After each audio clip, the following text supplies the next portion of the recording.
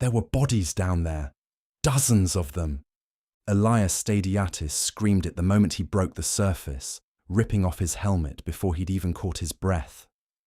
Men and horses, he said, scattered across the seafloor, 40 meters down, rotting in the dark.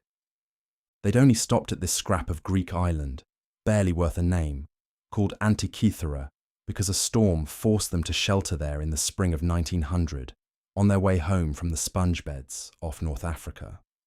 His captain, Dimitrios Kontos, didn't believe him at first, but something in how Stadiatis said it made him put on the diving helmet himself, the heavy brass kind that sealed at the collar and fed air down a hose from the boat above, and go down to see for himself. What he found in the gloom wasn't a graveyard. It was a shipwreck, ancient enough that the wood had mostly rotted away, and lying across the sand were shapes that only looked human because they were built to. Bronze arms, marble legs, a face, half buried, staring up through 40 meters of water.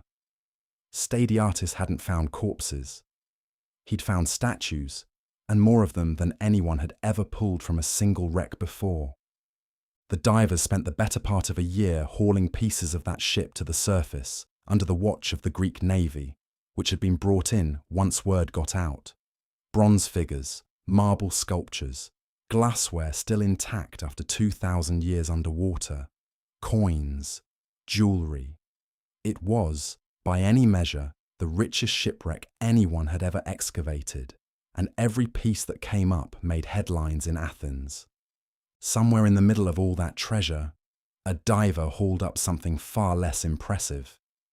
A lump of corroded bronze and rotted wood, roughly the size of a large book, crumbling at the edges.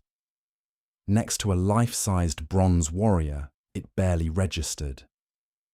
It went into a crate with the rest of the debris, catalogued without much interest, and it sat in the Athens Museum for almost a year, while researchers focused on the statues everyone had come to see. Nobody in that room in 1900 had any idea what they'd just ignored. It wasn't until May of 1902 that a Greek politician named Spyridon Stais, wandering through the museum's storage, picked the lump up out of simple curiosity. It was fragile enough that a piece broke away in his hands, and inside, where there should have been nothing but corrosion, was a wheel, a gear cut with teeth so fine and so evenly spaced that it looked like it belonged inside a modern clock. The gear was the moment the story stopped being about statues. Nothing built with mechanical precision like that gear was supposed to exist for another 1,000 years. The next time anything approaching this level of engineering shows up in the historical record, it's medieval European clockwork, built more than a millennium later. Somehow, a piece of it had been sitting in a Roman-era shipwreck the entire time. For decades after that discovery, few researchers wanted to accept what the fragment implied. It was easier to assume the device was simpler than it appeared, or that it had somehow ended up in the wreck by accident, from a much later period. Some argued it was nothing more than an astrolabe, a common enough navigational tool that wouldn't have raised any questions at all.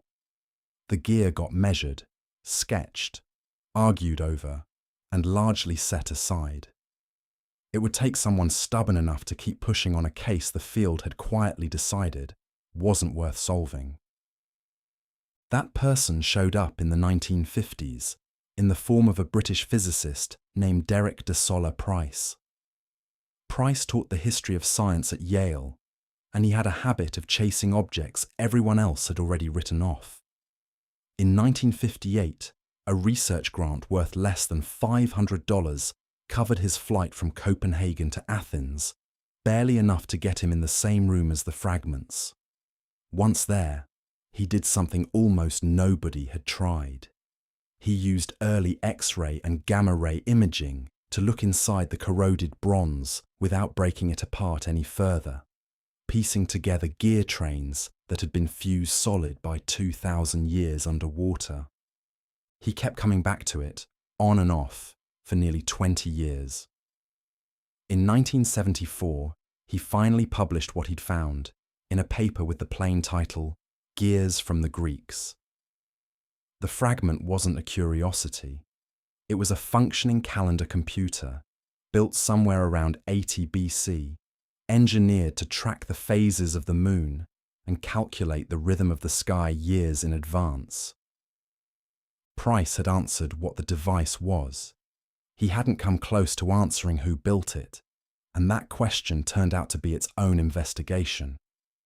There was no signature anywhere on the bronze, no workshop mark, no maker's name. Researchers eventually narrowed the search to 2 competing trails, and neither one closes the case. One points to the island of Rhodes, where the calculations built into the mechanism match the work of the astronomer Hipparchus, who taught there.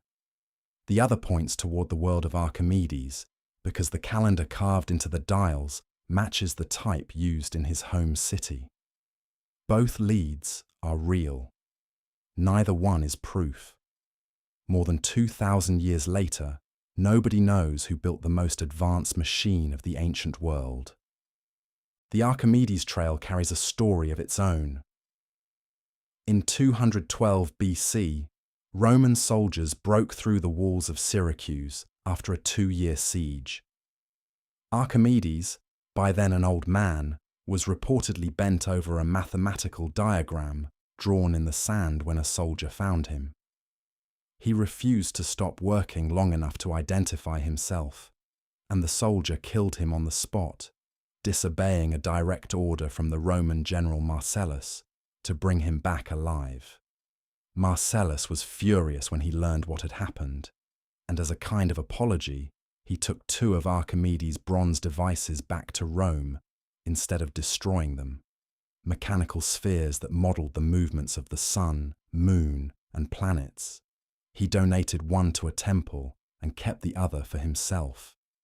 More than 100 years later, the philosopher Cicero saw that surviving sphere with his own eyes and wrote that he could hardly believe one person had been capable of building it.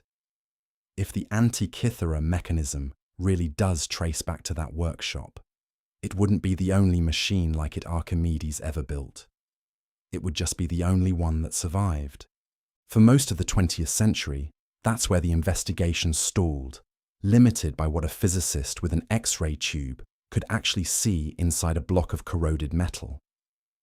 That changed in 2005. An international research team brought an 8-ton CT scanner into the Athens Museum and scanned every one of the mechanism's 82 surviving fragments, layer by layer, at a level of detail no one had achieved before. The results, published in the journal Nature the following year, more than confirmed what Price had suspected. Researchers counted over 30 separate gears locked inside the corrosion, some of them with more than 200 teeth cut into a wheel barely 5 inches across. And buried in the same scans, they found something nobody had expected to find at all. More than 2,000 characters of inscription, cut directly into the bronze in lettering smaller than what any unaided eye could read. It described what the dials meant and how the device was meant to be operated. The builder hadn't just made a machine, he'd engraved the manual onto it, and it had been sitting unread for 2,000 years, hidden under layers of corrosion no one had the tools to see through. Not until 2021 did the full picture come together. That year, a team at University College London, led by researcher Tony Freeth, published the first reconstruction that matched every physical fragment and every inscription at once. Their model centered on a device called a pin and slot drive, 2 small pins on a rotating disc, dropping into a slotted arm as it turned. It mechanically reproduced the moon's real, uneven speed across the sky, faster near Earth and slower far from it. No one would describe that motion mathematically as an ellipse for another 1,700 years when Kepler finally did. The same gearing system modelled the paths of all 5 planets known to the ancient world, including Venus, tracked across a cycle that repeats only once every 462 years. This wasn't a machine that recorded what the sky did once. It was a machine built to keep predicting the sky correctly for centuries after its builder was dead. That's a level of confidence in their own mathematics that nothing else from the ancient world comes close to matching. Scrutiny hasn't slowed down since, and it isn't always archaeologists doing it. In 2024, physicists at the University of Glasgow turned an unusual tool on one of the mechanism's broken rings. Normally, they spend their careers analysing gravitational waves, the ripples space-time itself makes when 2 black holes collide. This time, they pointed that exact statistical toolkit at a 2,000-year-old piece of bronze. The ring was supposed to carry a set of punched holes marking out a calendar, but the section that held them had crumbled away centuries ago, leaving no way to count how many there'd originally been. Using the same mathematics built to pull a signal out of noise from across the universe, the Glasgow team calculated that the ring had almost certainly held 354 holes, not 365. That number settled an argument no one could close by eye alone. A 365-hole ring would have meant the builder was tracking the solar year, the calendar Rome eventually standardized. A 354-hole ring meant something more specific. Whoever cut this ring was still counting time the old way, moon by moon, the same calendar ordinary Greeks lived by. A tool built to catch ripples in space-time had just confirmed, with more precision than anyone before them, exactly which sky this machine was built to track. The investigation hasn't stopped. Divers are still returning to the same stretch of seafloor off Antikythera, more than a century after Stadiatis first went looking for sponges there. In 2024, archaeologists working the site recovered, for the first time, a connected section of the original ship's hull, still holding its bronze nails and outer planking in place. A few hundred meters away, in a second area of the seabed, they found something nobody was expecting: the remains of an entirely different wooden ship, buried under its own crushed cargo. No one has determined yet whether it went down in the same storm, as part of the same disaster, or whether it's a separate ship that happened to sink nearby, centuries apart. The question is still open. Stadiatis was wrong about what he saw that day in 1900. There were no bodies down there, no men and horses scattered across the seafloor, rotting in the dark. But he wasn't wrong that something extraordinary was waiting in the dark. He just had no way of knowing what it actually was. What sat on that seafloor wasn't proof of death. It was proof that at least one civilization built something so far beyond what anyone believed possible for their time that it took the rest of the world almost 100 years just to admit what they were looking at. And that raises the harder question. This particular machine only survived by accident. A storm, a shipwreck, a diver looking for sponges, all lining up in exactly the right way.